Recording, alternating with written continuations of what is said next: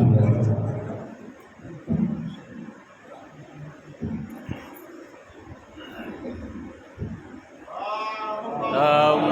علی محمد و آل محمد.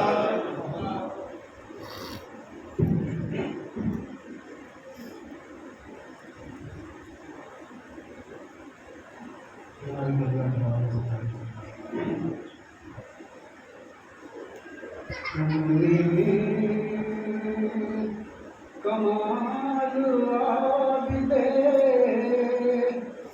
بیمار کر دیا تم نے، کمال عابد بیمار کر دیا. کتنا بلند صبر کا معیار کر دیا، کتنا بلند صبر کا معیار کر دیا. کوئی خوشی ملی بھی اگر کربلا کے بعد، کوئی خوشی ملی بھی اگر کربلا کے بعد، ہونٹوں نے مسکرانے سے انکار کر دیا. تم نے کمال عابد بیمار کر دیا.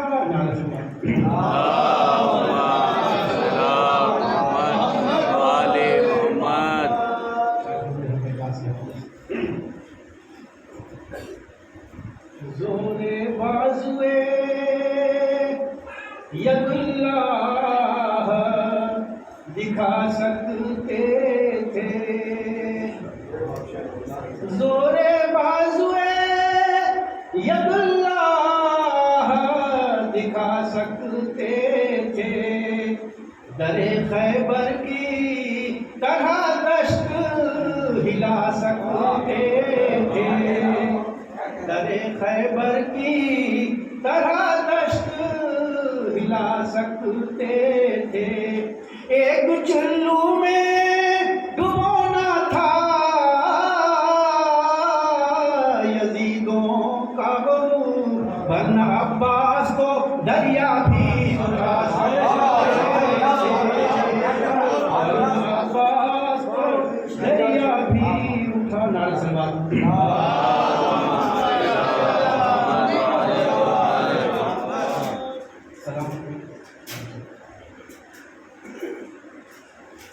ہم پر یہ عنایت ہے شہ کرب و بلا کی، ہم پر یہ عنایت ہے شہ کرب و بلا کی.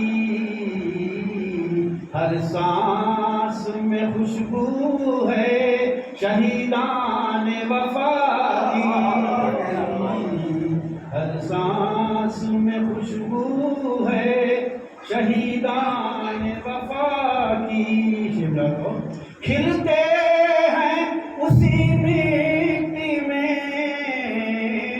گلہائے عقیدت، کھلتے ہیں اسی مٹی میں گلہائے عقیدت. جس مٹی میں ہوتی ہے نمی عشق عزا کی، جس مٹی میں ہوتی ہے نمی عشق عزا کی. بیمار غم صبتے پیغمبر کو کیا غم، تاثیر ابھی تک ہے وہی خاک شفا کی، تاثیر ابھی تک ہے وہی خاک شفا کی. ہیں کوثر و تسنیم سے لب لبریز یہ آنکھیں رونا غم سرور میں عبادت ہے خدا کی ہے کوثر و تسلیم سے لبریز یہ آنکھیں رونا غم سرور میں عبادت ہے خدا کی اٹھا تھا سر دشت بلا ظلم کا طوفان اٹھا تھا سر دشت بلا ظلم کا طوفان شبیر کے خیموں میں مگر شمع جلا کی شبیر کے خیموں میں مگر شمع جلا کی تھا سامنا مقتل میں حسین ابن علی کا تھا سامنا مقتل میں حسین ابن علی کا بے رنگ ہوئی جاتی تھی تصویر قضا کی بے رنگ ہوئی جاتی تھی تصویر قضا کی ساحل پہ نری سانس بھی عباس نے کھل کر ساحل پہ نری سانس بھی عباس نے کھل کر ہلکی سی نمی بھی نہ گوارا تھی ہوا کی ہلکی سی نمی بھی نہ گوارا تھی ہوا کی عباس کے چلو میں تھی بچوں کی تمنا تقدیر بناتی رہی تصویر وفا کی ہم پر یہ عنایت ہے شہ کرب و بلا کی ہر سانس میں خوشبو ہے شہیدان وفا کی سبحان اللہ تبلیغ کے گزارے اللہ مولانا پروفیسر صاحب سے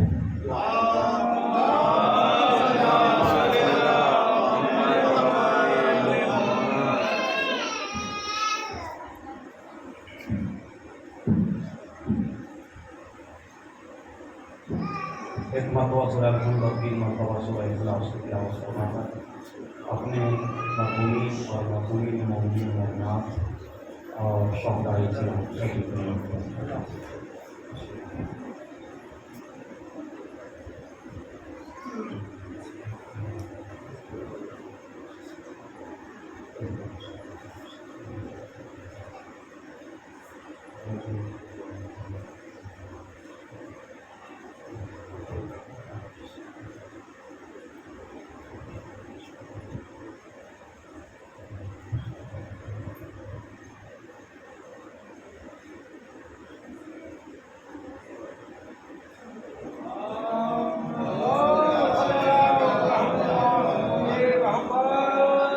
لا حول ولا قوة إلا بالله العلي العظيم أعوذ بالله من الشيطان الرجيم بسم الله الرحمن الرحيم الحمد لله الذي هدانا لهذا وما كنا لنهتدي لولا أن هدانا الله لقد جاءت رسل ربنا بالحق الصلاة والسلام على أشرف الأنبياء والمرسلين مولانا ومولى الثقلين جد الحسن والحسين أبي القاسم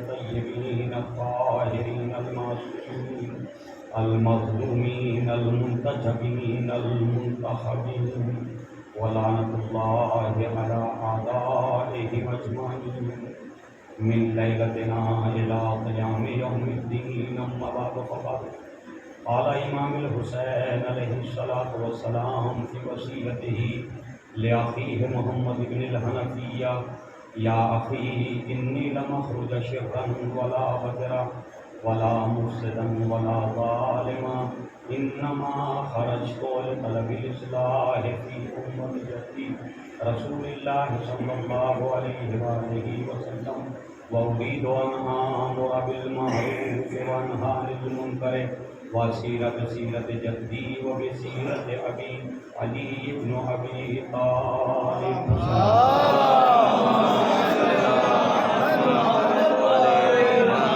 عزیزان گرامی، امام حسین علیہ السلام کے وصیت نامے کے وہ بابت کا جملے کہ جس میں امام حسین علیہ السلام نے منشور کربلا کا ذکر کیا، اہداف اور مقاصد کربلا کو بیان کیا.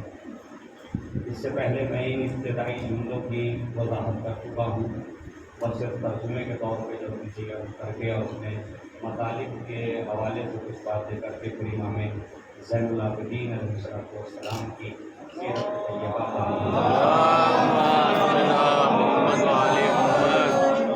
کیونکہ رات مجلس کے بعد کچھ بزرگ حضرات جو ہیں وہ جمع تھے اور وہاں پر یہ ذکر آیا کہ ایام فاطمی میں بھی ماشاءاللہ سے عشرے وقت سے ہو رہے ہیں، لیکن یہ کہ امام زین العابدین علیہ السلام جو اس فرش اعضا کے بانی ہیں، جنہوں نے اس کی بنیاد رکھی ہے، ان کی شہادت کے سلسلے میں یعنی ایک مجلس یا دو مجلسیں ہو جاتی ہیں، لیکن اس سے زیادہ مجالس کا سلسلہ نہیں ہوتا. تو کیوں نہ جو ہے وہ امام زین العابدین علیہ السلام کے سلسلے سے ہم پورا ایک خمسہ جو ہے وہ رکھیں تاکہ امام کی سیرت کا زیادہ سے زیادہ بیان ہو سکے.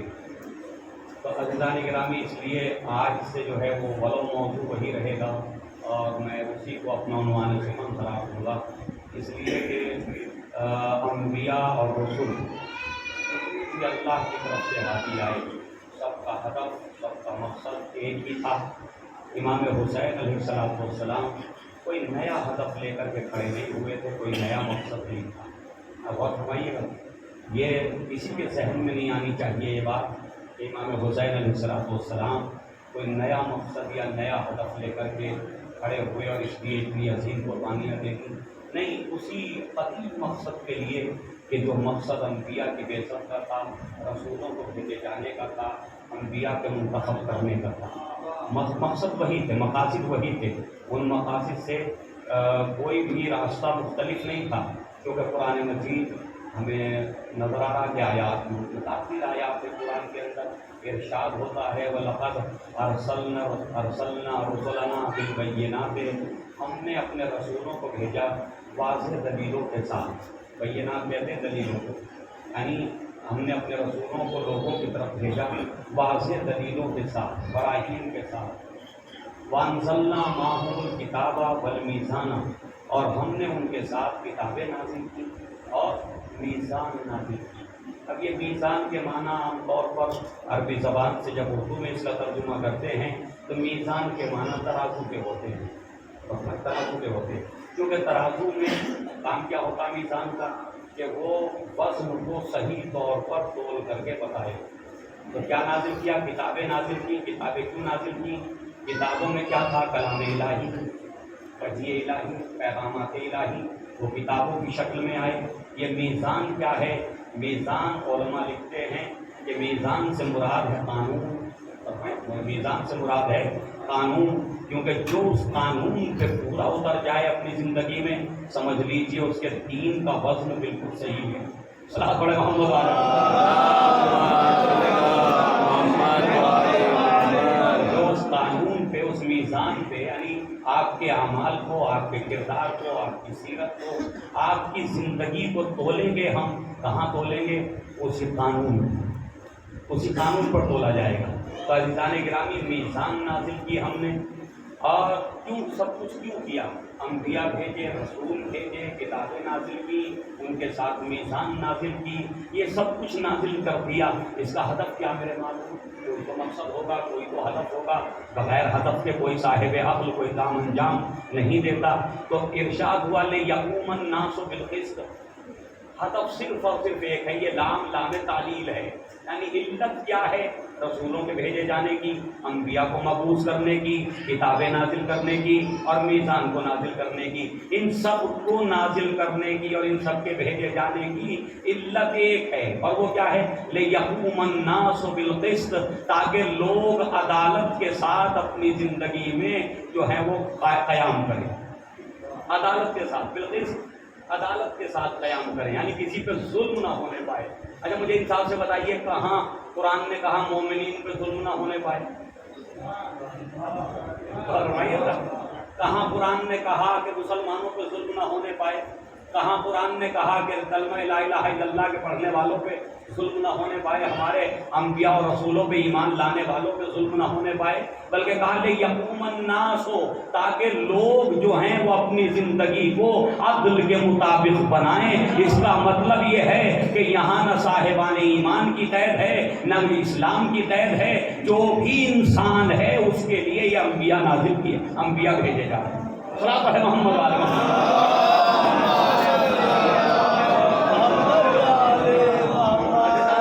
سب کا ہدف اور مقصد کیا ہے؟ سب کا ہدف و مقصد ہے اللہ کے پیغام کو پہنچانا اور لوگوں کو جو ہے وہ عدالت کے راستے پہ قائم کرنا، یہ تمام انبیاء کا ہدف و مقصد ہے۔ اب اسی مقصد کو لے کر کے امام حسین علیہ السلام اپنے وصیت نامے میں اچھا یہ اہداف قائم کیسے ہوں گے کہ اللہ کا پیغام جب آپ دیں گے تو برائیوں سے روکیں گے، اچھائیوں کا حکم دیں گے۔ یہی تو پیغام ہے خدا کا کہ برائیوں سے روکیے، اچھائیوں کا حکم دیجیے۔ تو جو بھی نبی آیا، جو بھی رسول آیا، جو بھی ہادی آیا، اس کی ذمہ داری کیا تھی لوگوں کے تئیں؟ ذمہ داری یہ تھی کہ وہ انہیں اللہ کا پیغام دیں، برائیوں سے روکیں، اچھائیوں کا حکم دیں۔ تو اسی کو عربی میں کیا کہتے ہیں؟ اسلامی فریضہ اسی کا نام کیا ہے؟ امر بالمعروف، یعنی اچھائیوں کا حکم دینا، اور نہی عن المنکر، یعنی برائیوں سے روکنا۔ تو آدم سے لے کر کے خاتم تک تمام انبیاء اور رسولوں کا ایک ہی ہدف ہے کہ انسانوں کو برائیوں سے روکیں اور انہیں اچھائیوں کی طرف جو ہے وہ ابھاریں۔ تو عزیزان گرامی اسی ہدف اور مقصد کو جو آدم سے چلا رہا تھا اسی کو لے کر کے امام حسین علیہ السلام آگے بڑھے۔ آپ نے کہا کہ میں اس لیے نکل کھڑا ہوا ہوں ان آمر بالمعروف وانہی عن المنکر، کہ میں اس قوم کے اندر، اس امت مسلمہ کے اندر اچھائیوں کا حکم دوں اور برائیوں سے روکوں۔ تو اگر جس قوم کا امام اس لیے نکلا ہو کہ لوگوں کو اچھائیوں کا حکم دے اور برائیوں سے روکے، تو قوم کو بھی وہی ہدف رکھنا چاہیے جو امام کا ہدف تھا۔ صلاۃ ہے محمد علیہ محمد۔ تو عزیزان گرامی ہمارا ہدف بھی وہی ہونا چاہیے، ہمارا مقصد بھی وہی ہونا چاہیے جو امام حسین علیہ السلام کا ہدف تھا۔ تو کتنا اچھا ہوتا کہ ہم میں سے ہر ایک انجمن خوشا نصیب ماتمی انجمنوں کا، صحیح نا، محفلیں کرانے والوں کا، مجلسیں کرانے والوں کا، لیکن کتنا اچھا ہوتا ہر معاشرے میں ایک ایسی کمیٹی، ایک انجمن ہو جاتی کہ جو کسی بھی برائی کو دیکھ کے خاموش نہ رہتی، ادب و احترام کے ساتھ 10 آدمی اس برائی کرنے والے کے پاس جاتے اور جانے کے بعد کہتے کہ بھائی ہم آپ کے اس کام سے راضی نہیں ہیں۔ تو اور کچھ کہنے کی ضرورت نہیں تھی، ہم آپ کے اس کام سے راضی نہیں ہیں۔ کیا 10 آدمی اگر کسی سے کہیں کہ ہم آپ کے اس کام سے راضی نہیں ہیں، ہم آپ کی اس بات سے راضی نہیں ہیں، تو کیا وہ دوبارہ اس کام کو دوہرا سکے گا؟ نہیں دوہرا سکے گا۔ تو عزیزان گرامی جو قرآن کا فریضہ تھا اس کے لیے تو کوئی انجمن تشکیل نہیں دی گئی، جو انبیاء کا ہدف تھا اس کے لیے تو کوئی کمیٹی نہیں بنی، صحیح نا۔ کمیٹی بنی تو اس کام کے لیے بنی کہ جس میں ہمیں شہرت مل جائے، ہمارا کوئی فائدہ ہو جائے۔ محمد والے محمد۔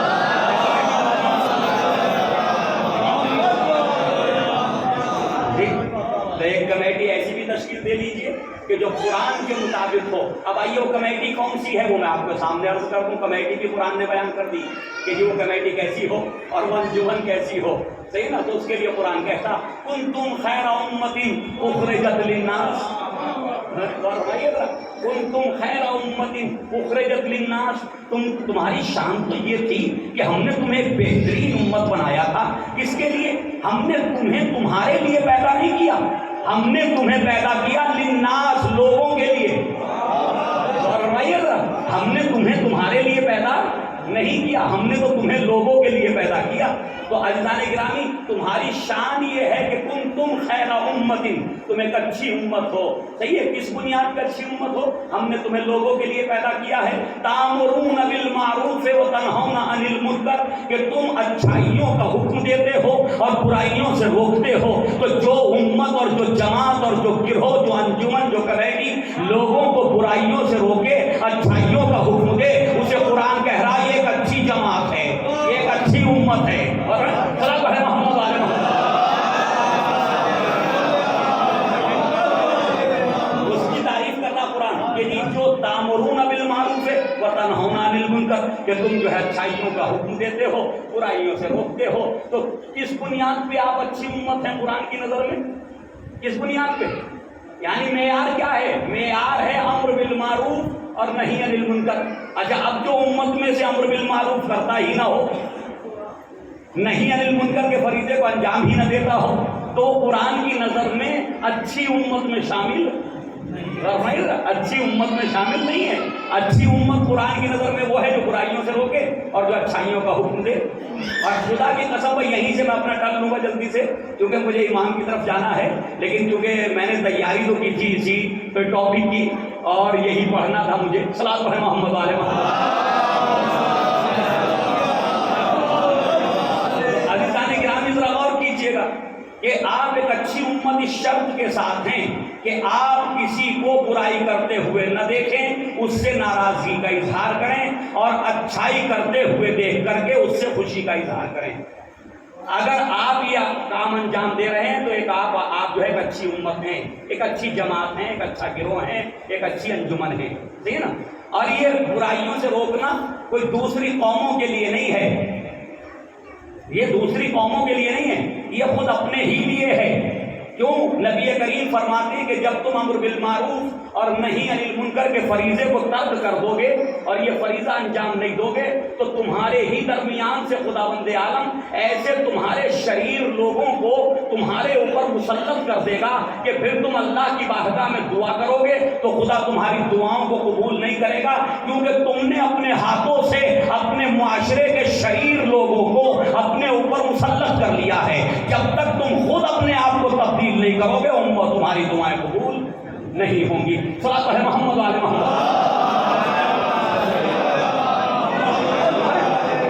آپ نے خود اپنے ہاتھوں سے کیوں امر بالمعروف کے فریضے کو چھوڑ دیا، نہیں عن المنکر کا فریضہ چھوڑ دیا. پہلے دن کسی نے تماچا مارا، دوسرے دن اسے ڈنڈا اٹھا لیا، تیسرے دن وہ تلوار لے کے آ گیا، چوتھے دن وہ اس کے ہاتھ میں رائفل آ گئی.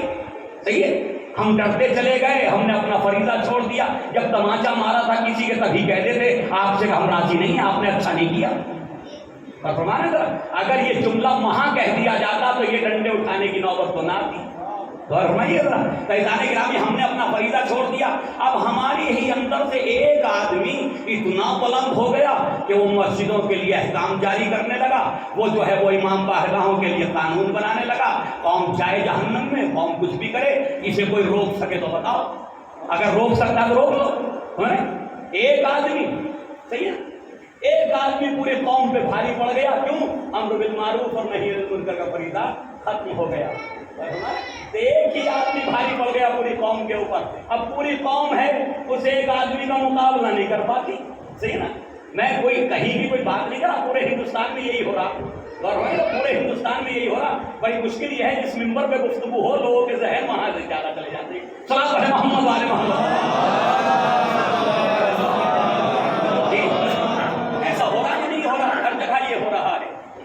اس لیے کہ پوری قوم ایک طرف کھڑی ہے، چار آدمی ایک طرف کھڑے ہیں، اب پوری قوم ان سے لڑ رہی ہے. ہم یوں چاہتے ہیں، وہ چار کہتے ہیں نہیں تمہاری چاہت پہ کوئی عمل نہیں ہوگا، جو ہم چاہیں گے وہ ہوگا.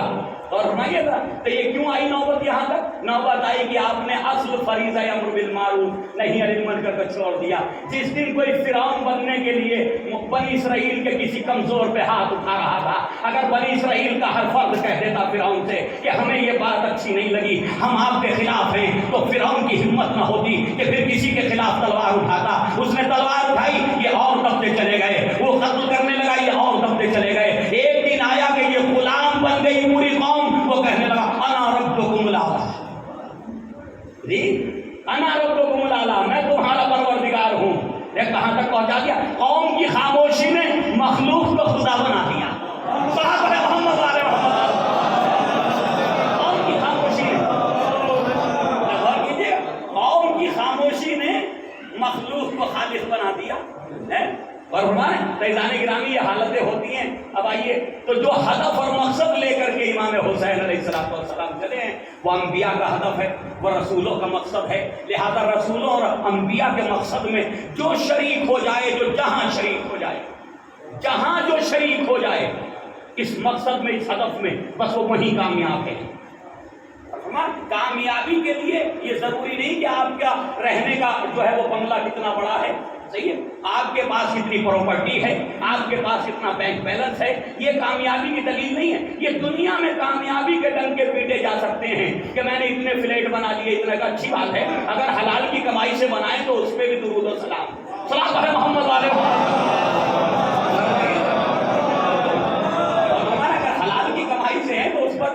سلام، کیونکہ اسلام نے دولت کی مذمت نہیں کی ہے۔ اگر اسلام دولت کے خلاف ہوتا تو جناب خدیجہ کی دولت کا قصیدہ نہ پڑھتا،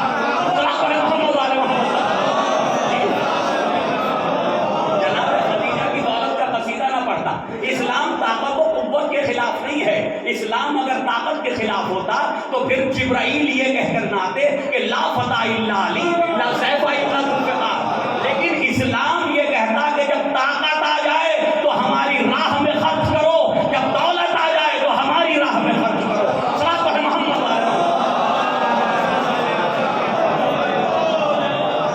غلط استعمال نہیں، غلط استعمال کے خلاف ہے اسلام۔ تو عزیزان گرامی، اب یہ اہداف اگر اس میں کوئی شریک ہو جائے تو ضروری نہیں ہے کہ نبی کے زمانے میں رہے تو ہی کامیاب ہوگا، نہیں، نبی کے بعد والے جو اس سلسلے میں، اس کارواں میں شامل ہو جائیں گے وہ ان سے بھی بہتر ہوں گے جو نبی کے زمانے میں تھے۔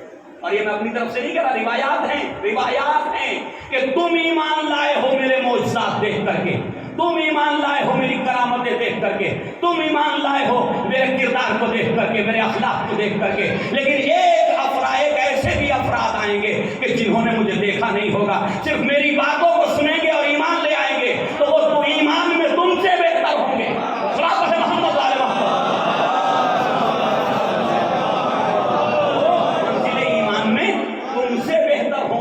فیضان گرامی، آج بھی رسول موجود ہے، رسول گئے نہیں ہیں۔ انبیاء کوئی مرنے کے لیے تھوڑی آئے تھے، سب زندہ۔ اللہ کے رسول کوئی مرنے کے لیے، فنا ہونے کے لیے تھوڑی آئے تھے، سب زندہ۔ فیضان گرامی، ائمہ علیہ السلام سب زندہ۔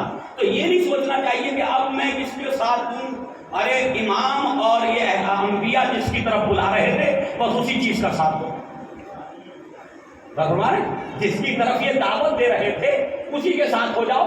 اگر اس کے ساتھ ہو گئے تو آپ آدم کے ساتھ ہیں، آپ نوح کے ساتھ ہیں، آپ ابراہیم کے ساتھ ہیں، آپ محمد مصطفیٰ کے ساتھ ہیں، آپ حضرت علی مرتضیٰ کے ساتھ ہیں، آپ حسن مصطفیٰ کے ساتھ ہیں، اور آپ جو ہیں حسین کے ساتھ ہیں، کربلا کے ساتھ ہیں۔ 1000 مرتبہ کربلا جاؤ اور کربلا کا کردار جو ہے وہ اپنے کردار میں نظر نہ آئے تو بھائی اس کو کربلائی نہیں کہتے، اسے کربلائی نہیں کہتے۔ کربلائی وہ ہے کہ کہیں چاہے اسے کربلا کی زیارت نصیب ہوئی ہو یا نہ ہوئی ہو، اس کا ذہن بھی کربلائی ہو، اس کا ضمیر بھی کربلائی ہو، اس کا دماغ بھی کربلائی ہو، اس کی فکر بھی کربلائی ہو۔ جب وہ کربلائی مزاج لے کر کے معاشرے میں اتر جاتا ہے تو چاہے زیارت ہو نہ ہو اسے روز زیارت ہوتی ہے۔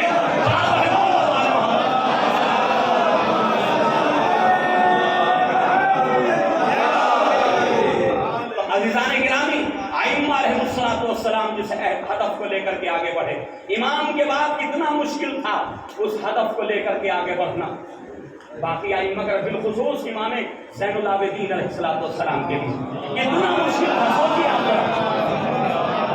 عزیزان گرامی، اگر ایک مہینے میں ایک ہفتے کے اندر کسی مرد مومن پہ 4 پریشانیاں آ جائیں ایک ساتھ، ایک کے بعد ایک، ایک کے بعد ایک، تو زبان پہ آنے لگتا ہے نا میرے معبود مجھ سے کون سی غلطی ہو گئی ہے. پتہ یہ بھی شکایت ہے، یہ بھی شکوہ ہے اللہ کی بارگاہ میں. ہوتا ہے نہیں ہوتا؟ میرے معبود مجھ سے کیا ہو گیا، ایسا میں نے ہی کیا کر دیا. عزیزان گرامی، 1-2 پریشانیوں پہ آدمی گھبرا جاتا. نہیں، مجھے انصاف سے بتائیے کہ آدم سے لے کے خاتم تک کوئی ایسی جگہ ہے کہ جہاں ایک انسان کے اوپر اتنی بڑی مصیبتیں پڑی ہوں اور اس کے باوجود وہ اسی رات میں شام غریبہ میں جب اس نے سجدے میں سر رکھا تو پھر ساری رات سجدے میں رہا، صبح کو سجدے سے سر اٹھایا اور یہ شکر ادا کیا کہ میرے معبود لاکھ لاکھ شکر ہے کہ اکبر تو قربان ہو گئے تیرا دین بچ گیا، میرے بابا تو قربان ہو گئے تیرا دین بچ گیا، تیری شریعت محفوظ رہ گئی. تو عزیزان گرامی، اسی لیے تو امام حسین کے لیے جو ہے یہ کہا کہ شاست حسین، بادشاہ حسین، دینست حسین، دیپناست حسین، حقا کے بنائے لا الہ حسین، کیا تھا سرداد نداد دست در دست یزید، حقا کے بنائے لا الہ حسین. تو یہ حقا کے بنائے لا الہ حسین، اے خواجہ معین الدین چشتی، تم نے تو شہادت امام تک دیکھا، اگر اس کے بعد بھی تھوڑا دقت کی ہوتی تو شاید یہ شعر امام حسین سے بھی زیادہ اگر کسی پہ شادی آتا تھا تو وہ سید سجاد پہ شادی آتا تھا. خلاصہ محمد والے محمد. بھائی امام کی جو قربانیاں ہیں ان قربانیوں کے بعد سید سجاد زندہ ہیں، زندہ ہیں. کیا یہ تعجب نہیں ہے؟ کیا یہ تعجب کا مقام نہیں ہے کہ جس کے بھانجے، بھتیجے، بیٹے، جس کے جو ہیں وہ چچا سب قتل کر دیے گئے، کوئی باقی نہ رہا ہو مردوں میں اور وہ یکو تنہا ہو، اور ایسے عالم میں وہ اللہ کی عبادت کر رہا ہو، شکر خدا ادا کر رہا ہو. اسی لیے کسی شاعر نے بڑی حساسیت کے ساتھ کہا کہ تم کربلا کے بعد بھی تم سید سجاد ہو، کربلا کے بعد بھی تم سید سجاد ہو. دوسرا ہوتا تو کہہ دیتا خدا کوئی نہیں، دوسرا ہوتا تو کہہ دیتا خدا کوئی نہیں. عزیزان گرامی، ظلم تو اتنا ہوا کہ روح بھی زخمی ہو گئی، جسم تو چھوڑیے، روح بھی زخمی ہو گئی. ظلم تو اتنا ہوا اہل بیت پر، بالخصوص سید سجاد پر. لیکن عزیزان گرامی، اس ظلم کے سامنے امام زین العابدین علیہ السلام کا جو صبر تھا وہ ظلم پہ غالب آ گیا، صبر ظلم پہ غالب آ گیا. اسی لیے ہم سے کہا گیا وَكُونُوا مَعَ الصَّابِرِينَ، کہ تم صابرین کے ساتھ ہو جاؤ، اور ہمیں صابرین کے ساتھ ہو. کیا مطلب کہ جب اللہ کی راہ میں اتنی زیادہ پریشانیاں بھی آ جائیں تو تمہیں صبر کرتے ہوئے نظر آنا چاہیے. تو عزیزو، یہ صابرین کی جماعت کربلا کے باہر تو کوئی نظر نہیں آتی، بس ایک کربلا ہی ہے کہ جہاں پوری جماعت ہے صبر کرنے والوں کی، جس میں مرد بھی ہیں، جس میں عورتیں بھی ہیں، جس میں جوان بھی ہیں، جس میں بچے بھی ہیں، جس میں غلام بھی ہیں، جس میں کنیزے بھی ہیں، جو سب صبر کر کے بتا رہے ہیں. صلاۃ پڑھیں محمد والے محمد. ایسا ظلم کہ ظلم کہتا تھا کرو کہ جل جائے جہاں. اتنا ظلم سوچ نہیں سکتا انسان کربلا کے واقعے کے سلسلے میں. ظلم کہتا تھا کرو کہ جل جائے جہاں، صبر کہتا تھا نہیں سید سجاد نے. یہ تھے ہمارے اور آپ کے امام. 38 ہجری میں آپ کی ولادت بسعادت ہوئی. 38 ہجری میں آپ کی ولادت بسعادت. 38 ہجری کا زمانہ آپ کے سامنے، یہ جنگ صفین کے بالکل بعد کا ایک دم ختم ہونے کا زمانہ، جب جنگ صفین ختم ہوئی ہے. 37 میں جنگ صفین ہوئی ہے، 38 میں امام زین العابدین علیہ السلام کی ولادت بسعادت ہے. اور آپ نے، امام حسین علیہ السلام نے اپنے 3 بیٹے خدا نے دیے جو کربلا تک موجود رہے. اور بھی بیٹوں کا ذکر ہے تاریخ میں، لیکن ایک بیٹے ہیں جعفر کے نام سے شاید لکھا بعض علماء نے، ان کی جو ہے وفات پہلے ہی ہو گئی، کربلا سے بہت پہلے ہو گئی. تو 3 بیٹے دیے خداوند عالم نے امام حسین علیہ السلام کو، اور بیٹیاں جی ذرا کوئی بولتے صلاح پڑھے محمد والے محمد. 3 بیٹیاں دی جو ہندوستان پاکستان میں 3 ہیں، کیا کریں مجبوری. صلاح پڑھے محمد والے محمد. جی تو ہمارے یہاں 3 ہیں، آپ نے کہا 2، اس لیے میں نے کہا 3 ہیں. ایک بار اور صلوات پڑھ لیں محمد۔ ہو سکتا کیپٹن صاحب کی روایت ان روایات پہ نظر چلی گئی ہو، کہیں دیکھ لیا ہو، صحیح ہے کہ جہاں کچھ علماء نے محققین نے یہ لکھ دیا ہے کہ 2 ہی بیٹیاں تھیں، تو میں آپ کی بات کو رد نہیں کر رہا ہوں، وہ بھی محققین کے نظر میں وہاں بھی کوئی بحث اختلافی ہے، لیکن یہاں اس اختلافی بحث کو چھیڑنا میں مناسب نہیں سمجھتا، کیونکہ اصل پیغام دینا صلاح پڑھے محمد والے تو نظر ہے ان چیزوں پہ، ایسا نہیں، صلاح پڑھے محمد والے پر بنائے قول مشہور 3 بیٹیاں 3 بیٹے، تینوں بیٹوں کے نام حضرت امام حسین علیہ السلام نے تھے۔ یہ دور کیسا ہے؟ یہ دور ہے امیر شام کی حکومت کا دور۔ امیر شام کی حکومت میں کیا ہوا؟ حضرت علی علیہ السلام کے خلاف ایک پروپیگنڈا شروع ہوا، سب کو شتم شروع ہوا، لعن و طعن شروع ہوا، 70,000 ممبروں سے حضرت علی علیہ السلام کو برا بھلا کہا جانے لگا۔ یہ سب کچھ ہو رہا تھا، تو یہی تو دور تھا جس میں امام زین العابدین علیہ السلام کی ولادت ہے، جس میں جناب علی اکبر علیہ السلام کی ولادت ہے۔ تو لہذا اس دور سے گزر رہے تھے امام کہ ہر ممبر پہ جو ہے وہ امیہ لعنتیں کر رہے تھے حضرت علی علیہ السلام پر، آپ کو برا بھلا کہہ رہے تھے۔ اس صورت میں ایک بیٹے کی ذمہ داری کیا ہو سکتی تھی؟ اور معصوم بیٹا بھی معصوم، امام اللہ کا منتخب کردہ، تو اس کی ذمہ داری کیا ہونی چاہیے تھی؟ تو لہذا میرے مولا نے اپنے تینوں بیٹوں کے نام علی کے نام پہ رکھے۔ تینوں بیٹوں کے نام علی کے نام پہ، اپنے باپ حضرت علی کے نام پہ رکھے، اور تینوں بیٹیوں، اچھا یہ دور بڑا خطرناک دور تھا، یہی دور تھا جس میں روایات بن رہی تھی، یہی دور تھا جس میں جو ہے باقاعدہ شام کے اندر فیکٹریاں بنا دی گئی تھی روایات کی، وضع روایات ہو رہا تھا، روایات بنائی جا رہی تھی۔ تو لہذا جناب زہرا کے مقابلے میں بھی جو ہے وہ کچھ خواتین کو کھڑا کیا جا رہا تھا، جھوٹی روایتوں کے ذریعے کھڑا کیا جا رہا تھا۔ تو لہذا میرے مولا نے یہ اہتمام کیا کہ اپنی تینوں بیٹیوں کے نام جناب فاطمہ زہرا کے نام پہ رکھے۔ فرمائی تینوں بیٹوں کے نام جناب مولا کائنات کے نام پہ، تینوں بیٹیوں کے نام جناب فاطمہ زہرا کے نام پہ۔ اب ذرا سا تفصیلی بیان میں اس میں کر دوں۔ امام زین العابدین علیہ السلام کا اسم گرامی کیا ہے؟ جی علی۔ ہمارے ائمہ میں 4 علی ہیں، صحیح نا؟ ہمارے ائمہ میں 4 علی ہیں، اماموں کے درمیان 4 علی، 4 کے نام علی ہیں۔ تو عزیزان گرامی علی ہے نام، باپ کا نام حسین، تو علی ابن الحسین۔ جب آپ عربی کتابیں پڑھیں گے اور نام کی بات آئے گی تو وہاں لکھا ہوگا علی ابن الحسین، کیونکہ نام ہے علی اور لقب ہے زین العابدین، لقب ہے سید الساجدین۔ اور یہ القاب الگ ہے، زکی، تقی، نقی، وہ ایک الگ بحث، وہ القاب کی بحث ہے۔ تو عزیزان گرامی آپ کا نام رکھا علی، دوسرے بیٹے کا نام رکھا علی الاکبر، تیسرے بیٹے کا نام رکھا علی، وہ کون ہے؟ علی الاصغر۔ اب وہاں کبھی کبھی ہم کنفیوز ہو جاتے ہیں، مولانا عبداللہ رضی کا کیا مطلب ہے؟ یعنی اللہ کا وہ بندہ جو ابھی دودھ پی رہا تھا، وہ نام نہیں ہے، صحیح نا؟ وہ ایک سن کا بیان ہے کہ کس سن میں تھے وہ کربلا کے میدان میں، اس لیے کہا گیا عبداللہ رضی۔ رضی کہتے ہیں عربی میں دودھ پیتے ہوئے بچے کو، اور عبداللہ یعنی اللہ کا بندہ، اللہ کا بندہ جو ابھی دودھ پی رہا تھا جب قربان ہوا، جب اللہ کی راہ میں شہید کیا گیا۔ صلوات پڑھے محمد والے محمد۔ تو وہ سن کا بیان کرنے کے لیے وہ لفظ لایا گیا، روایات میں کہیں کہیں لکھا گیا پورا مقاتل کے اندر عبداللہ رضی کی شہادت۔ تو عبداللہ رضی کی شہادت سے مراد نام وہاں نہیں ذکر کیا، یعنی دودھ پیتے بچے کی شہادت۔ اور تو عزیزان گرامی تینوں کے نام علی رکھے۔ ادھر بیٹیوں میں فاطمہ کبریٰ، فاطمہ صغریٰ، فاطمہ رقیہ۔ جناب سکینہ سلام اللہ علیہا کا نام فاطمہ رقیہ تھا، فاطمہ رقیہ، سکینہ نہیں تھا۔ سکینہ تو لقب تھا جسے آپ نک نیم کہتے ہیں، وہ تھا جناب سکینہ کے لیے، اصل نام تھا فاطمہ۔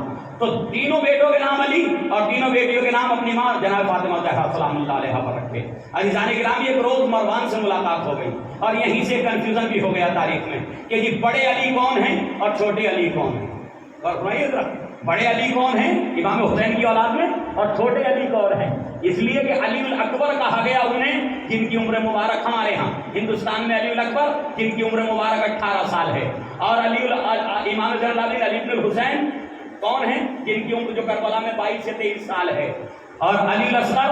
تو یہ اکبر اور اصغر یہاں تو بالکل صحیح ہے، اور بھائی اکبر اور اصغر میں سمجھ میں آ رہا کون بڑا ہے کون چھوٹا ہے، لیکن جو پہلے علی ہیں علی ابن الحسین ان سے یہ بات سمجھ میں نہیں آ رہی کہ وہ اگر بڑے ہیں تو پھر اکبر چھوٹے کو کیوں کہا گیا؟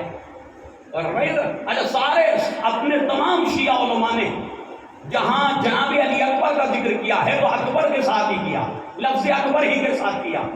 تو اس سے بھی ایک بات ذہن میں آتی ہے کہ عرب علماء یہ پیغام دینے کی کوشش کہیں نہ کہیں کرتے ہیں کہ جناب علی اکبر بڑے علی تھے، اپنے بھائیوں میں بڑے تھے. یہ ان کی طرف اور انہوں نے تحقیقیں بھی کی ہیں، لیکن وہ تحقیق کا ہمارا مجمع متحمل نہیں ہوتا ہے، لہٰذا اس کی طرف نہیں جا رہا. صلوات پڑھیں محمد والے محمد.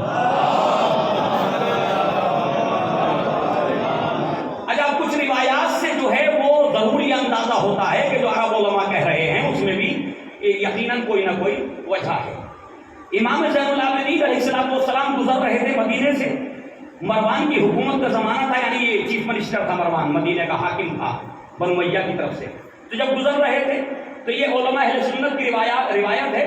علماء اہل سنت کی بیان کردہ روایات کو، نقل کردہ روایات کو ویسے ہی سننا چاہیے کہ جیسے ہم سنی بھائیوں کو سنتے ہیں. اسے اس حیثیت سے نہیں دیکھنا چاہیے کہ یہاں عقیدے سے ٹکرا رہی، کیونکہ وہ ہماری روایت نہیں ہے، وہ ان کی بیان کرتا ہے. اس کے لیے بھی ذہن کو آمادہ رکھنا چاہیے. جب روایت میں یہ آ جائے کہ علماء اہل سنت لکھتے ہیں تو اس کے لیے آمادہ رہنا چاہیے. خطیب کے اوپر اس میں کوئی اتہام لگانے کی ضرورت نہیں ہے. صلوات پڑھیں محمد والے محمد.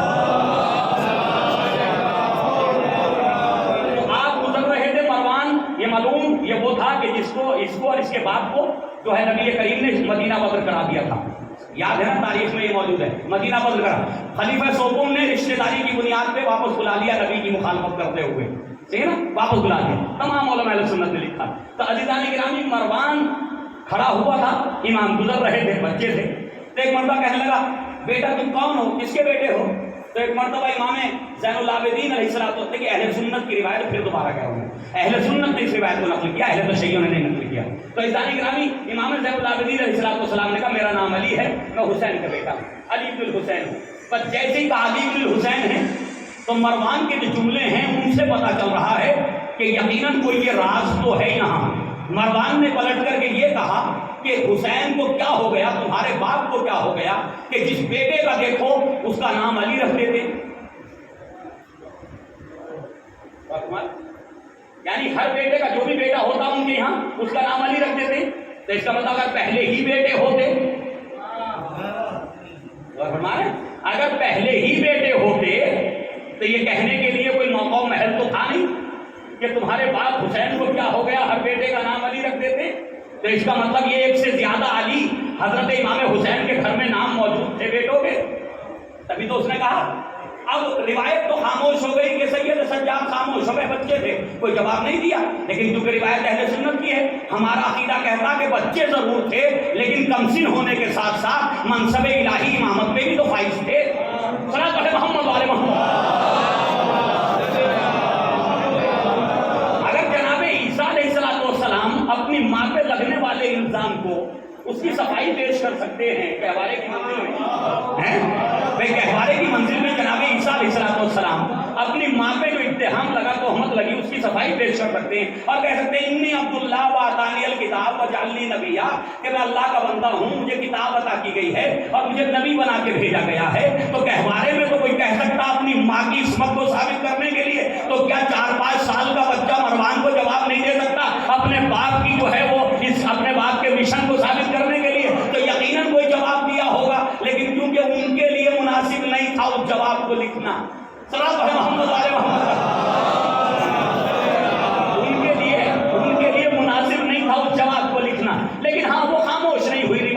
روایت اور آگے بڑھ گئی. اب جو یہ فرزند امام حسین اپنے گھر آئے تو آنے کے بعد اپنے بابا سے کہا بابا آج ایسے ایسے مروان سے ملاقات ہوئی اور مروان نے مجھ سے یہ کہا.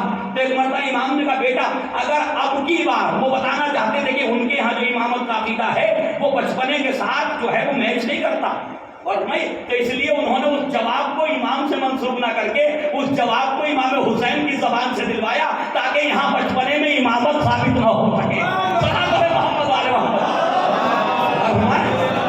تاکہ یہاں امامت والی کیفیت ثابت نہ ہو سکے. بچہ خاموش ہو گیا. جب امام کی خدمت میں آئے تو کچھ کہا کہ بابا ایسے مروان سے ملاقات ہوئی، مروان نے مجھ سے یہ سوال کیا، میں نے یہ جواب دیا، تو مروان نے کہا تمہارے بات کو کیا ہو گیا، جس کا دیکھو علی نام رکھ دیتے ہیں۔ ایک مرتبہ میرے مولا نے کہا بیٹا اگر آئندہ ملاقات ہو اور مروان اس طرح کی گفتگو کرے تو مروان سے کہنا کہ تمہاری کوششیں یہ ہیں کہ اس دنیا میں علی کا نام موجود نہ رہے، اور میرا بابا یہ چاہتا ہے کہ اس دنیا سے علی کا نام مٹنے نہ پائے۔ اگر یہ تو تین ہیں، اگر خدا مجھے 40 بیٹے بھی دیتا تو میں سب کے نام اپنے باپ علی کے نام پہ رکھ دیتا۔ صلوات اللہ محمد علیہ محمد۔ اگر خداوند عالم مجھے 40 بیٹے بھی عطا کرتا تو میں سب کے نام اپنے باپ حضرت علی علیہ السلام کے نام پہ رکھ دیتا۔ تو اس کا مطلب یہ ہے کہ امام حسین علیہ السلام نہیں چاہتے تھے۔ کون چاہے گا جو صاحب حق ہو؟ کون چاہے گا کہ جہاں سے حق شروع ہوا ہو اور جو حق کا مدافع ہو، حق کا دفاع کرنے والا ہو، اس کا نام مٹایا جائے؟ تو عزیزان گرامی سب کے نام آپ نے اپنے بابا کے نام پہ حضرت علی علیہ السلام کے نام پر، اور اسی طرح بیٹیوں کے نام بھی جناب فاطمہ زہرا سلام اللہ علیہ کے نام پر۔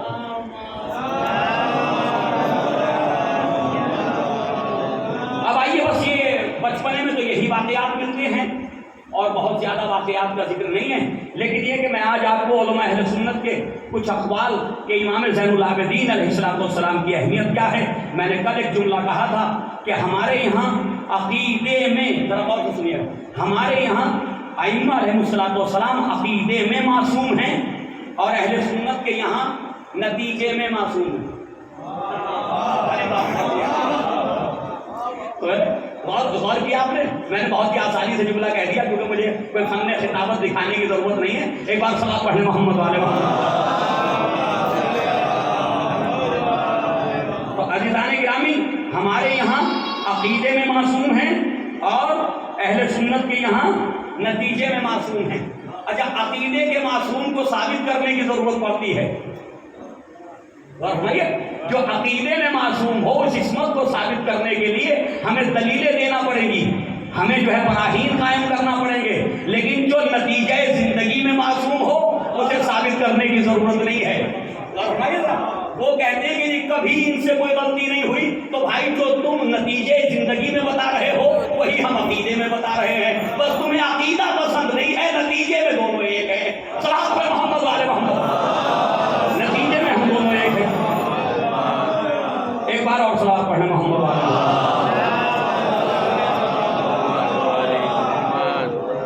تو عزیزان گرامی ہم نتیجے میں سنی شیعہ دونوں اس بات پہ متفق ہیں کہ آل رسول سے کبھی کوئی معصیت، کبھی کوئی غلطی، کبھی کوئی خطا ان سے سرزد نہیں ہوئی۔ تو عزیزو نتیجے کا معصوم زیادہ قوی ہے، تو نتیجے زندگی میں جو معصوم ہو وہ زیادہ قوی ہے۔ عزیزان گرامی جب یہ چیز ثابت ہے کہ ان سے کبھی کوئی غلطی نہیں ہوئی، اور ہم یہ سمجھتے ہیں کہ ائمہ علیہ السلام کے لیے صرف اور صرف شیعہ علماء نے لکھا ہے، انہوں نے فضائل بیان کیے، نہیں ایسا نہیں ہے، خود علماء اہل سنت نے بھی اپنے یعنی بزرگ علماء اہل سنت نے بھی جو وہ آپ کے فضائل بیان کیے، حضرت علی سے لے کر کے اور امام حسن عسکری حتیٰ امام مہدی اجل اللہ تعالیٰ فرجہ الشریف، امام مہدی اجل اللہ تعالیٰ فرجہ الشریف تک سب کا ذکر علماء اہل سنت نے کیا ہے۔ اور ایک بات اور عرض کر دوں، اور وہ یہ کہ لفظ امام کسی صحابی کے ساتھ نہیں آیا،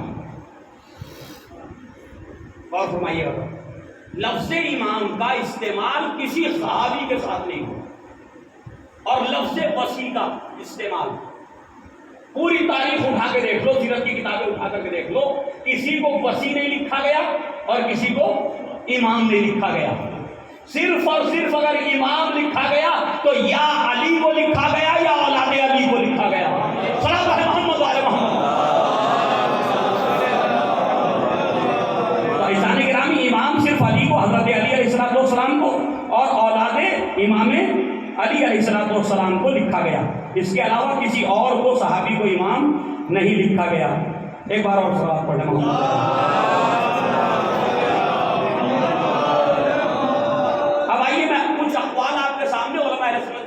بزرگ علماء ہیں، کوئی معمولی علماء نہیں ہے، میں معمولی علماء کو پڑھتا ہی نہیں ہوں، پڑھتا ہی ان کو ہوں کہ جن کی کوئی حیثیت ہو، صحیح ہے، ان کو پڑھ کے فائدہ ہی کیا کہ جس کو کوئی یہ کہتے کہ یہ ہمارا ہے، یہ چھوٹا موٹا کوئی عالم تھا۔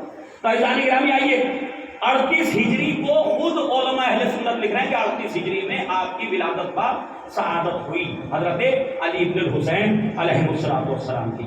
ابن خلقان یہ ایک بہت بڑا مورخ گزرا ہے ابن خلقان اہل سنت کا، وہ یہ لکھتا وہ کانت ولادت ہو یوم الجمعہ فی بعض شہور سنہ سمان و 30 للہجرہ۔ 38 ہجری میں آپ کی کسی ایک مہینے میں، اس نے مہینے کا معین نہیں کیا، جبکہ ہمارے یہاں علماء نے ماہ شعبان کو معین کیا۔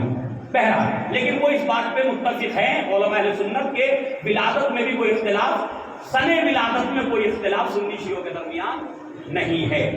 اب اس کے بعد علی بن الحسین یہی آگے لکھ رہے ہیں کہ علی بن الحسین رحمہ اللہ من کبار علماء اہل سنہ والجماعہ۔ واقعی یہ اب آپ کہیں گے مولانا یہ آپ کیا ثابت کرنا چاہتے ہیں؟ کہ امام زین العابدین علیہ السلام سنی تھے، سنی علماء میں سے تھے؟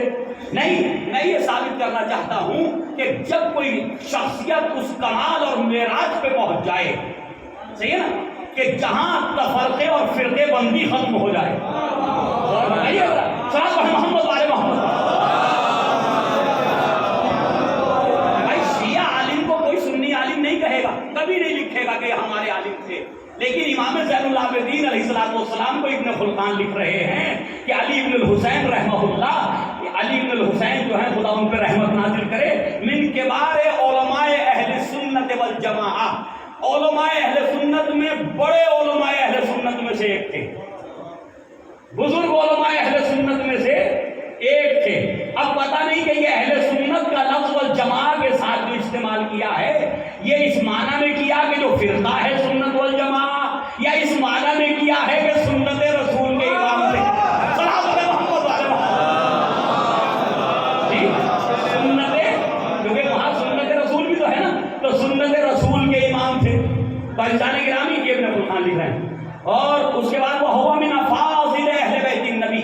اچھا یہ بھی نہیں کہ کوئی اور زین العابدین ہے، یہ کوئی اور علی بن الحسین ہے، نہیں، کہہ رہے ہیں من افاضل اہل بیت النبی، یہ اہل بیت نبوت میں افاضل میں سے تھے، صاحبان کمال میں سے تھے، باصلاحیت افراد میں سے تھے اہل بیت میں۔ اس کا مطلب یہ کہ انہیں بھی معلوم ہے کہ اولاد علی صحابہ اور تابعین میں نہیں ہے۔ بھائی امام زین العابدین کے زمانے میں جو دوسرا طبقہ آیا ہے وہ اسے تابعین کہا جاتا، تو کہہ رہے فی زمان التابعین، زمانہ تابعین ہی کا تھا، صحابہ کا نہیں تھا زمانہ، غور فرمائیے گا۔ لیکن یہ نہ کہا، یہ نہیں لکھا کہ وہ من التابعین، کہ یہ بھی تابعین میں سے تھے۔ انہیں معلوم ہے کہ تابعین میں سے وہ ہوگا جو صحابہ کی اولاد میں سے ہوگا، اہل بیت کی اولاد میں سے کوئی تابعین میں نہیں ہوگا۔ محمد والے کیونکہ یہ اہل بیت میں سے ہیں، تو اسے ان کو نہیں لکھا کہ من التابعین، تابعین من افاضل اہل بیت النبی، نبی کریم کے بزرگ ترین افراد میں سے، اہل بیت کے بزرگ افراد میں سے تھے۔ امام زہری، یہ شخص ذرا اس کو بھی توجہ سنیے گا، امام زہری، ان کا نام ہے محمد ابن شہاب زہری، محمد ابن شہاب زہری۔ بھائی 10 منٹ دوں گا طاہر بھائی، یہ بس یہ بیان جلدی سے ہم مکمل کریں۔ صلاۃ پڑھیں محمد والے محمد۔ امام زہری یہ بنو امیہ کے نمکخواروں میں ایک ایسا نام ہے، امام زہری کا ایسا نام ہے اس انسان کا بنو امیہ کے نمکخواروں میں کہ اس نے سینکڑوں حدیثیں معاویہ کے کہنے پر اور معاویہ کے بعد والوں کے کہنے پر جو ہے وہ حضرت علی کے خلاف کر، حتیٰ کہ یہاں تک روایت ملتی کہ نبی کریم کے پاس عبداللہ ابن عباس اور حضرت علی علیہ السلام موجود تھے، تو نبی کریم نے فرمایا یہ جو دونوں ابھی گئے یعنی حضرت علی نعوذ باللہ خاتم الانبیاء اور جناب عبداللہ ابن عباس، یہ میرے دین کے علاوہ مریں گے، جبکہ امت میں کسی کا عقیدہ نہیں، حتیٰ ناصری کا بھی عقیدہ نہیں کہ حضرت علی دین اسلام پہ نہیں تھے۔ تو اس آدمی نے یہ کام کیا، بنو امیہ کے نمکخواروں میں سے تھا۔ لیکن ہاں بعد میں امام زین العابدین علیہ السلام کی کرامات سے یہ بھی کہیں نہ کہیں محبان اہل بیت میں شامل ہو گیا۔ کیسے شامل ہوا؟ مکے آیا ہوا تھا حج کرنے کے لیے، اور عزیزان گرامی سے ایک بڑی بڑی غلطی ہو گئی، بڑا گناہ ہو گیا.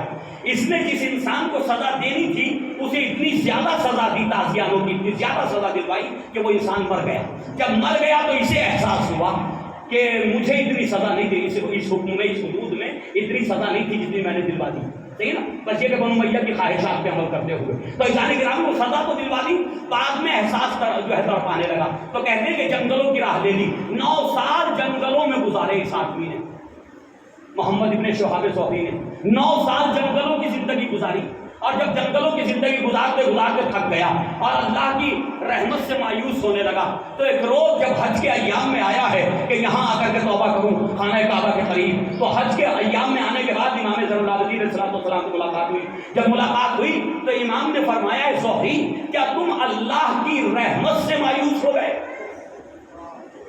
دیکھیے کتنا بڑا گناہ گار ہے، لیکن امام کسے کہتے ہیں؟ جو اللہ کی طرف سے امام ہوتا، وہ اپنی دشمنیاں نہیں نکالتا بلکہ جو جہنم میں جا رہا ہوتا ہے اسے ہدایت کر کے جنتی بناتا ہے.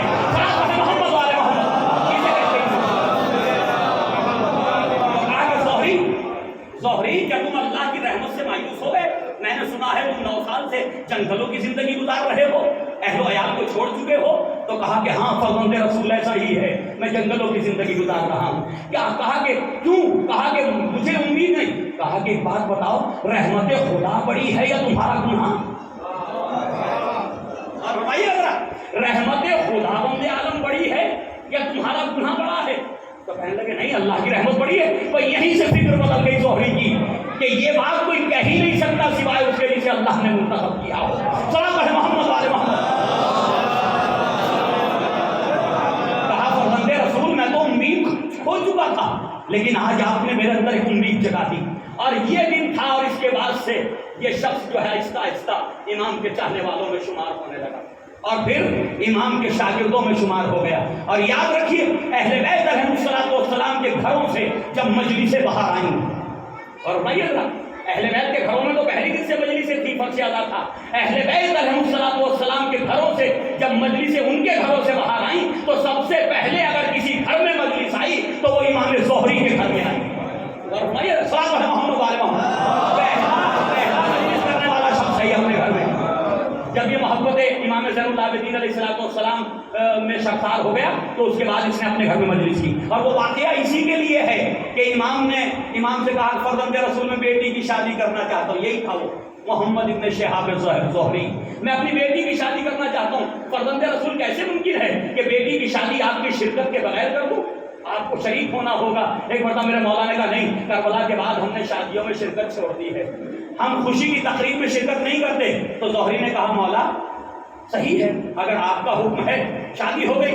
تو امام نے تمنا ظاہر کی تھی اگر تم کبھی ہمارے بابا کی مجلس کرو گے تو ضرور شریک ہوں گے، ضرور تمہارے گھر پہ آئیں گے.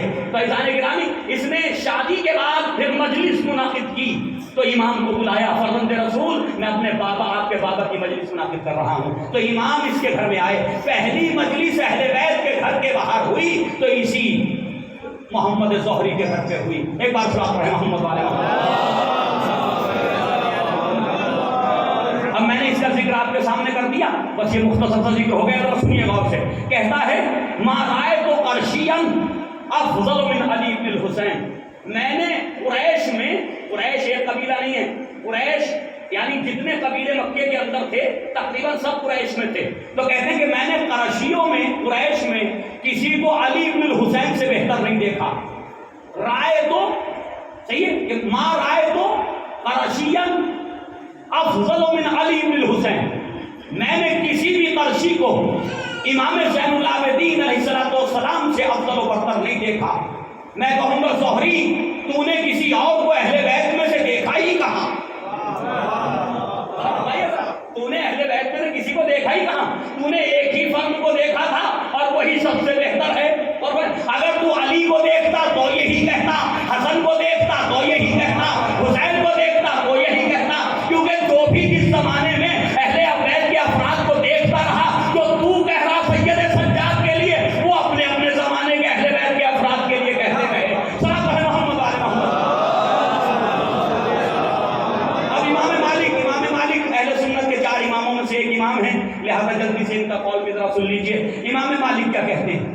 دیکھیے ہمیں لگتا ہے کہ بس شیعہ تو فضائل بیان کر رہے ہیں.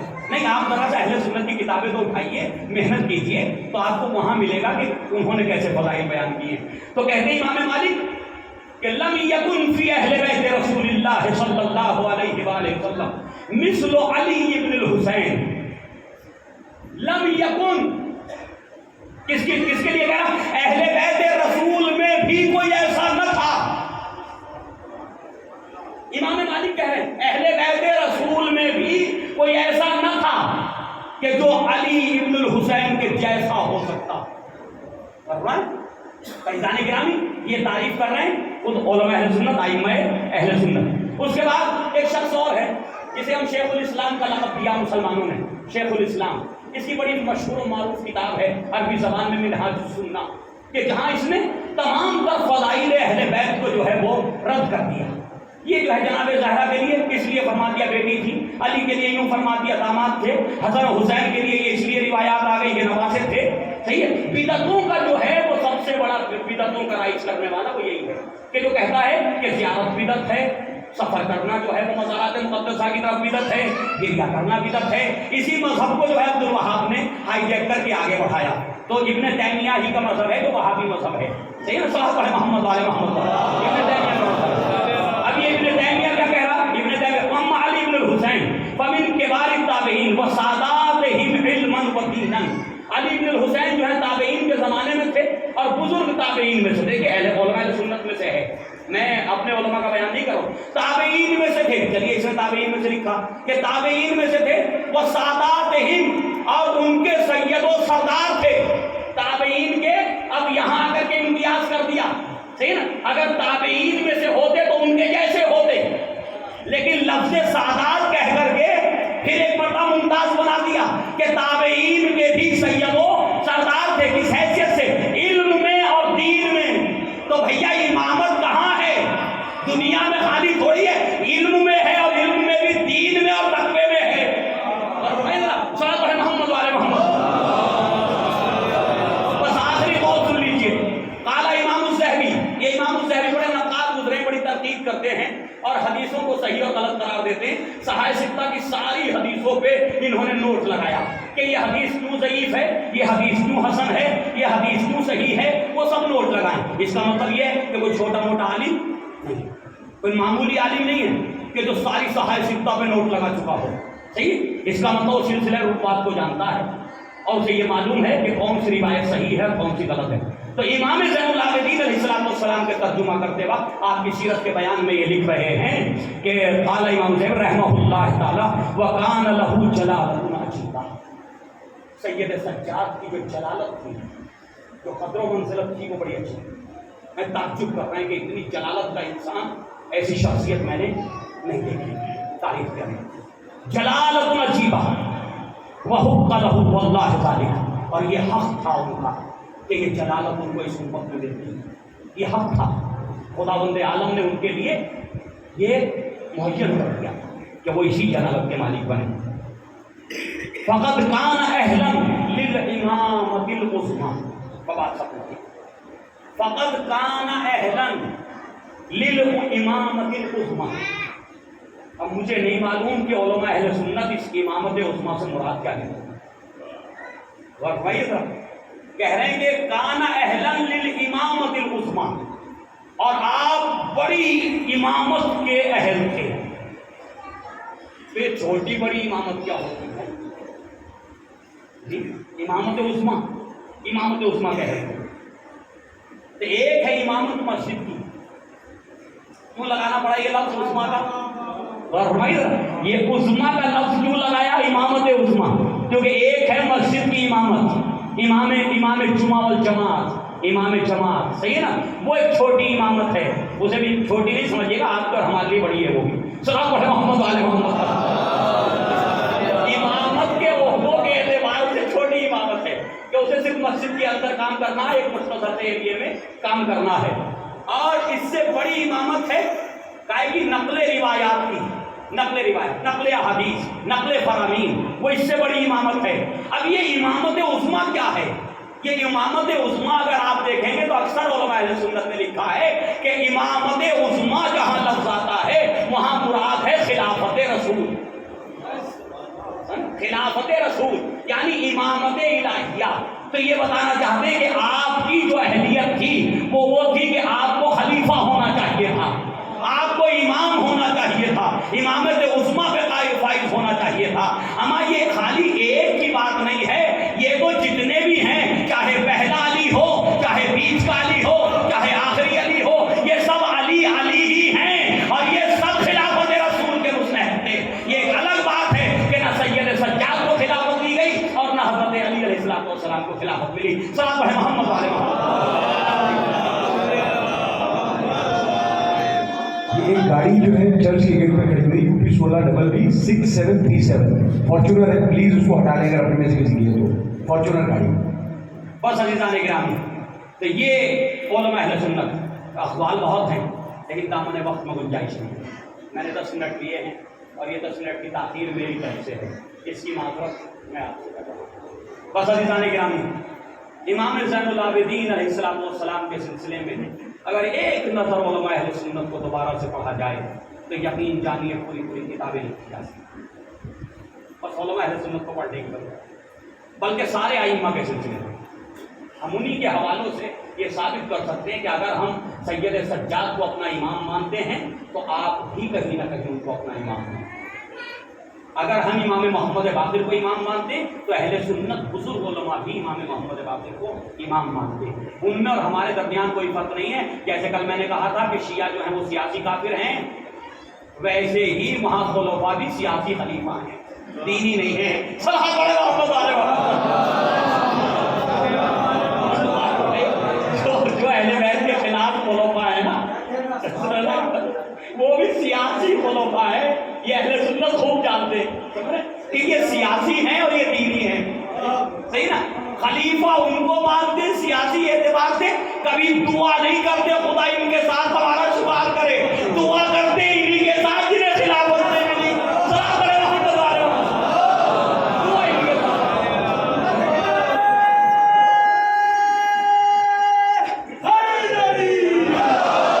اور اشارہ کبھی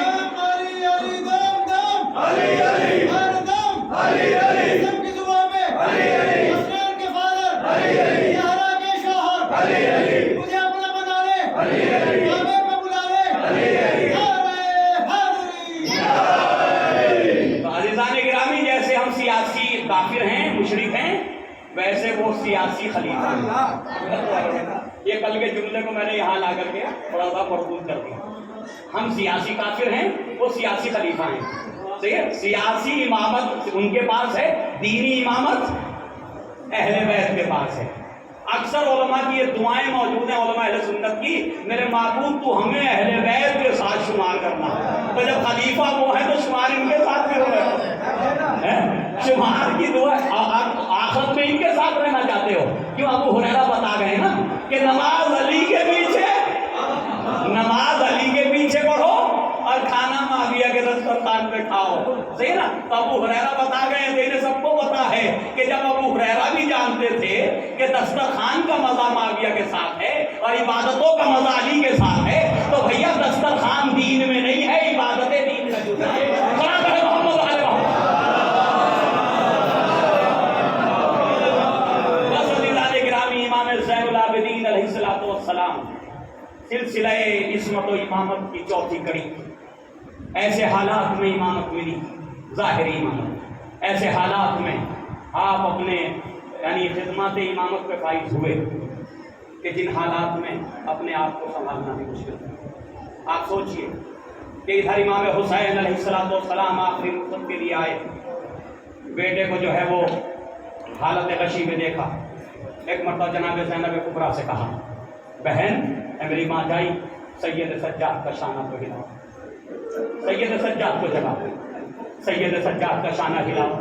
بہن میں کچھ وصیتیں اپنے لال کے سپرد کرنا چاہتا ہوں۔ وہ وصیتیں کیا تھی؟ امامت کو اپنے لال کے سپرد کرنا چاہتا ہوں۔ اب جو جناب زینب کبریٰ نے ایک مرتبہ شانہ ہلایا، سید سجاد نے آنکھیں کھولی۔ اب جو آنکھیں کھولی تو سامنے ایک ایسا ضعیف کھڑا ہوا تھا جس کا لباس لہو لہان تھا، جس کی داڑھی پہ لہو لگا ہوا تھا، داڑھی سفید تھی۔ ایک مرتبہ تڑپ گئے، دوبارہ سے بچے کی حالت ہو گئی، गोपी अम्मा ये कौन है जो सामने? कशी से पहले इमाम के सामने थे ना, इमाम अपने बाबा के साथ थे, लेकिन जितने टाइम में मेरे मौला ने 70 जनाजे उठा लिए ना, उतने टाइम सैयद सज्जाद कशी में थे, ताकि जिहाद जो है सैयद सज्जाद से वाजिब ना हो। बाजी ने बेटा पूछा, गोपी अम्मा ये मेरे सामने कौन खड़ा, ये कौन है कि जिसका लिबास लहूलहाल है, जिसके दाढ़ी पे जो है वो लहू लगा, खून लगा हुआ है। एक बार जनाब ज़ैनब ने कहा है, बेटा पहचाना नहीं, आपके बाबा हुसैन, आपके बाबा हुसैन है। बस एक बार जैसे जुमला सुना, एक बार जहन कहीं नहीं गया, वो सीधा जहन गया, भैया अकबर क्या हुए? अगर बाबा की हालत है तो भैया अकबर क्या हुए? चाचा अब्बास कहाँ गए? और मोहम्मद कहाँ है? असहाबे बाबा कहाँ? एक एक को पूछने लगे। इमाम सर झुकाए बेटे के सामने खड़े हैं। एक मर्तबा जनाब इमाम हुसैन ने देखा कि सवाल बढ़ता जा रहा है, एक जुमला कहा, मेरे लाल अब मर्दों में तुम्हारे और मेरे अलावा कोई नहीं है, अब मर्दों में मेरे लाल तुम्हारे और मेरे अलावा कोई बाकी नहीं है, किसको बताएं कि कत्ल कर दिए गए। लिहाजा मौला ने मुख्तसर करके कहा कि मर्दों में मेरे और आपके अलावा कोई नहीं है। बस सैयद सज्जाद खड़े होना चाहते थे, गोपी अम्मा हमारी तलवार तो दीजिए। एक बार मेरे मौला ने बाजू पकड़ लिया, मेरे लाल तुम्हारे लिए तो इससे बड़ा जिहाद है, मेरे लाल ये जिहाद तो यहाँ खत्म हो जाएगा, तुम्हारे लिए इससे बड़ा जिहाद है। बाबा वो कौन सा जिहाद? मेरे लाल, अरे ये ज़ैनब उम्मे कुलसूम नबी की नवासिया बेमखना चादर होगी, तुम इन बीवियों के साथ कूफा और शाम के बाजारों में दरबारों में जाओगे। मेरे लाल मुझसे भी बड़ा जिहाद वो है, अपने आप को उस जिहाद के लिए तैयार करो। लो अजीजों, इधर इमाम आखिरी रुखसत करके चले गए, उधर सैयद सज्जाद को फिर नशी की हालत हो गई। अब जो है जिस वक्त जो है वो करबला में आवाज बुलंद हुई, अला क़द क़ुतिल हुसैन बे करबला, अला क़द ज़ुबिह हुसैन बे करबला। बस जैसे ही आवाज जनाब ज़ैनब कुबरा ने सुनी, दौड़ी हुई आई, वो मकाम देखा ना जिसे टीला ज़ैनबिया कहते हैं, टीला ज़ैनबिया में आई। वहां आने के बाद क्या देखा? अरे शिम्र माजाए के सीने में बैठा हुआ खंजर चला रहा है, वो फरियाद करना शुरू की, ऐ पिसरे साथ, अरे तू खड़ा देख रहा है, फरज़ंदे रसूल को ज़िबा किया जा रहा है। ये मंजर देख के दौड़ी वापस आई, सैयद सज्जाद ये बताओ कि अब हम क्या करें? अब जो तुम्हारा आँख खुली तो अजीब मसला सामने था, सरों पे चादरें न थी। एक बड़ा सैयद सज्जाद से पूछ रही ज़ैनब, बेटा नंगे सर बाहर जाए या खेमे में जल के मर जाए? भाई अपनी इमामत का पहला मसला बयान किया, ऐ गोपी अम्मा पर है ना सर खेमों से निकल जाओ, जान का बचाना वाजिब है। अरे सैयद सज्जाद ने ये कह तो दिया, मुझे नहीं पता क्या गुजर गई होगी। अरे ज़हरा की बेटियां सैयद सज्जाद की मौजूदगी में बेमखना चादर नामहरमों के सामने खेमों से जा रही थी। सैयद सज्जाद तड़प रहे थे, ऐ मेरे महबूब तेरा दीन बच जाए, ये कुर्बानियां हाजिर। बाहिरा मोहम्मद वाले मोहम्मद का वास्ता, इस ज़िक्र मोहम्मद वाले मोहम्मद के ज़रिए से और उम्मीद के दर्जा में इजाफा फरमा। बाहिरा मोहम्मद वाले मोहम्मद का वास्ता, मेरे महबूब जहाँ जहाँ मुहिब्बान अहले बैत उनकी जानो माल नामूस की हिफाजत फरमा, अदादारी और अदादारों की और ईमान बारगाहों की हिफाजत फरमा। बाहिरा मोहम्मद वाले मोहम्मद का वास्ता, करबला और तमाम ही मज़ारात मुक़द्दसा की हिफाजत फरमा।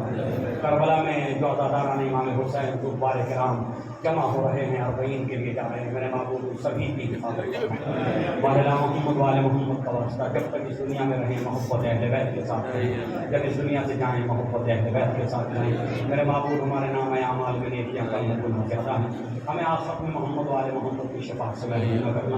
बाहिरा मोहम्मद वाले मोहम्मद का वास्ता, मेरे महबूब ایران عراق حزب اللہ سبھی کی حفاظت فرما، علماء حق کی حفاظت فرما، مراجع کرام کی حفاظت فرما، ہمارے درمیان جو پریشان حال میں پریشانی کو دور فرما، جو مریض ہوں تو شفا کامل عاجل عطا فرما، جو بے کاروبار انہیں کاروبار عطا فرما، جو کاروبار رکھتے ان کے کاروبار میں ترقی عطا فرما، رزق میں برکت عطا فرما، ہمارے جوانوں نوجوانوں کو علم میں دین و دنیا سے مزین فرما، دوسرے قوموں کے شانہ بشانہ ترقی کے راستوں پہ گامزن فرما، باہلا محمد والے محمد کا واسطہ ہمارے امام کے ظہور میں تعجیل فرما، ہمارا شمار ان کے غلاموں میں فرما، ربنا تقبل منا انک انت السمیع العلیم۔ ایک مرتبہ سورہ الحمد اور 3 مرتبہ سورہ اخلاص کی تلاوت فرما کر اپنے مرحومین مومنین مومنات بالخصوص جو لاوارث چلے گئے اور شہداء اسلام سبھی کو نیت میں رکھ کر کے ساتھ